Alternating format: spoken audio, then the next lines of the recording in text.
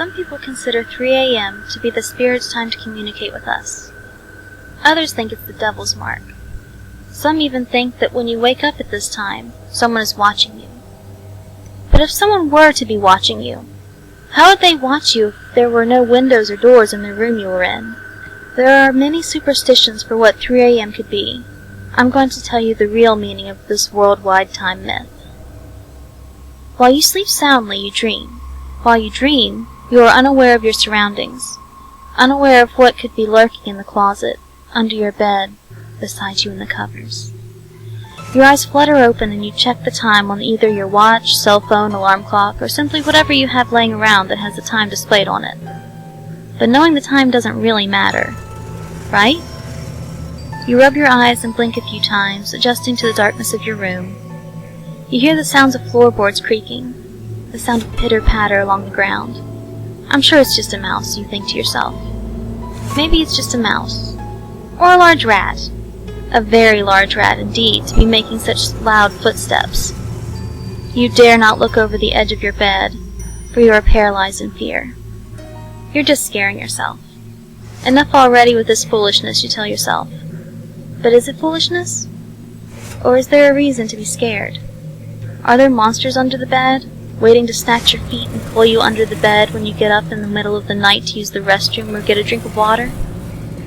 You don't believe in monsters. Those are stories that your mother or father told you years ago as a child. The boogeyman, Sandman, and other monster stories were just stories to give you a spook, right? Yeah, right. Monsters aren't real, you think, and chuckle at your childish fears. But wait, what was that? The pitter of feet seemed to be getting closer. You squeeze your eyes tightly shut as you hear the long, loud screech of your door creaking open, ever so slowly. Was that a giggle you heard? No, of course not. Mice don't giggle. Neither do rats. You're being delusional. You open your eyes slowly and stare at your ceiling. There's movement under your covers. The covers that you stay under to provide you with warmth and comfort.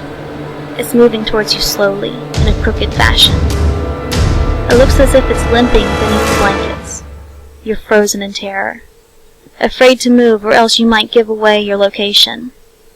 You feel something tugging at the loose clothes that you wear. Oh, Jesus, what is that? You yank away the covers and throw them to the ground and gasp at what you see.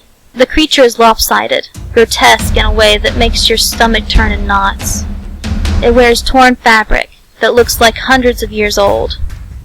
It tilts its head to the right and gives you a crooked smile, its dark eyes without pupils staring at you, unblinking.